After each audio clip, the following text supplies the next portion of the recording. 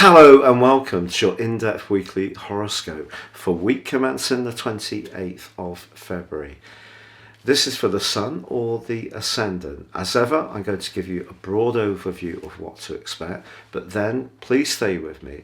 I will dive deep to give you in forensic detail each of the 12 zodiac signs and the key factors impacting on each one. Now this week begins with the Sun, Jupiter and Neptune all in the sign of Pisces. And of course Jupiter is the traditional ruler, Neptune the co-ruler. Very much Pisces season. And on Wednesday we have a new moon. New moons are an opportunity to set our intentions. And having Jupiter in conjunction with the Sun is very reinforcing, very uplifting. So whatever it is that's important to you in terms of using this very mystical and very healing and very spiritual energies of this sign, this is a great time to think future forwards of how you'd like the next month of March to evolve for you. Now also this week we do have Uranus forging an electric but also supportive angle to the Sun and Jupiter. So being open-minded but using the benefit of our instincts and our intuition is going to be important, even around our resources, which is where Uranus and the North Node are impacting.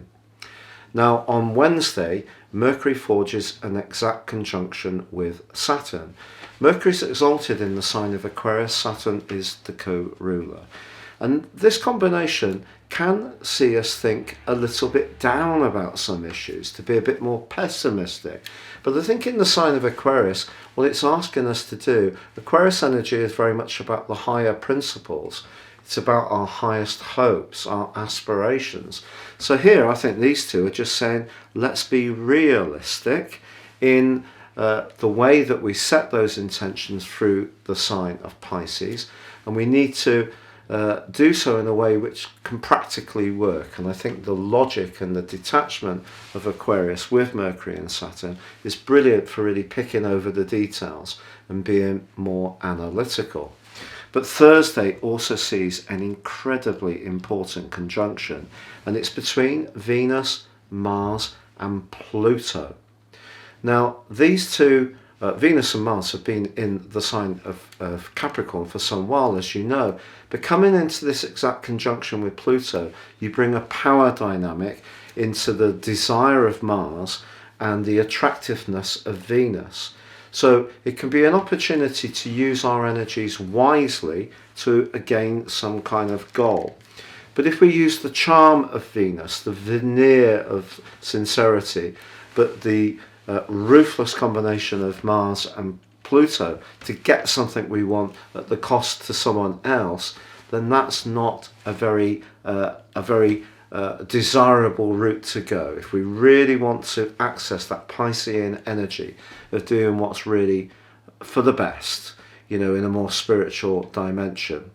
But by the end of this week, Sunday to be precise, Venus and Mars switch signs into the sign of Aquarius, and they're going to be within 3 degrees right through to the 20th of March. So for the first 3 weeks of March, the more sociable, interactive energy of Venus and Mars in Aquarius is going to give us a platform to mix and mingle a lot more, I feel, as COVID regulations get pushed back, so people are going to want to go out and enjoy themselves. Now I'm going to do a special video on Saturn square with Uranus, and that will give you some idea of what we can expect later in the year in terms of balancing freedom with responsibility. But I think at this point, after the 2 years we've had, I think we'll all take a little bit more of ability to move around, spend time with the people we care for, do things that are more sociable, and also Venus and Mars together in Aquarius can be a great opportunity to go and see a band or a show or follow our favourite sports team. So I think by the end of this week, a sense of things opening up a bit is really going to be very pleasing. So the combination on Thursday of Venus, Mars and Pluto just suggests that we need to use our affections, our desire for money or intimacy in the right kind of way. But If you are new to my channel and this is your first time of joining with me, I would be honoured if you would subscribe. I'm very close to getting to 100,000 subscribers now. Due to a lot of health problems over the years, it's been a little bit of a delay, so your support would be gratefully received. Please click or tap on the bell notification symbol. Also, if you'd like to sign up for your free written daily horoscope, please see the link beneath this video. I've been writing these for many moons, and it'd be great to have you with me. And if you don't really know beyond what your zodiac sign is, or even your ascendant, and you'd like to learn more, you can order my special package and get your character analysis with all your natal positions based on your birth data and a 12-month forecast, and get 30% off by seeing the link beneath this video. But please stay with me for your in-depth forecast for each zodiac sign. Hello Pisces, and welcome to your weekly horoscope for week commencing the 28th of February. Now this week is really special for you because your three main influences, Jupiter your ruler, Neptune your co-regent, and of course the Sun in your sign, all together in Pisces. But the Pisces season is given particular elevation by a conjunction between the Sun and Jupiter on the Pisces new moon. This is, if you like, your personal new year, a chance to really herald your individual talents, to feel much more positive and dynamic in your approach. And Uranus in the third house of your situation, everyday communication, quick ideas, anything to do with technology, is linking in to that group of influences at the heart of your situation on Wednesday. So this can be a time when you can really shine.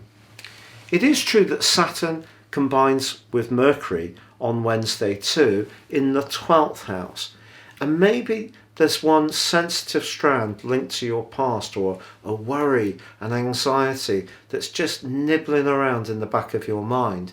Be assured the arrival of Venus and Mars in your 12th house at the end of this week to join up with Saturn and Mercury gives you an opportunity to clear up any loose ends which may be just stopping you fully from seizing this huge opportunity at the middle of this week with this new moon. But I think really it's coming to terms with some of your deeper needs around relationships. And because the first house, where the new moon is very much about new beginnings, perhaps you're needing to have one foot in dealing with some legacy issues, but one foot very much in embracing the exciting portents that are developing for you. So this requires a little bit of skill, but if any zodiac sign can sit astride both those different strands in your situation, I definitely think it's yourself, because you have a deeply nostalgic, sensitive, and sometimes a very sentimental appreciation of the past. You're someone who works with your past. You don't just bin it, you work with it. It evolves within you.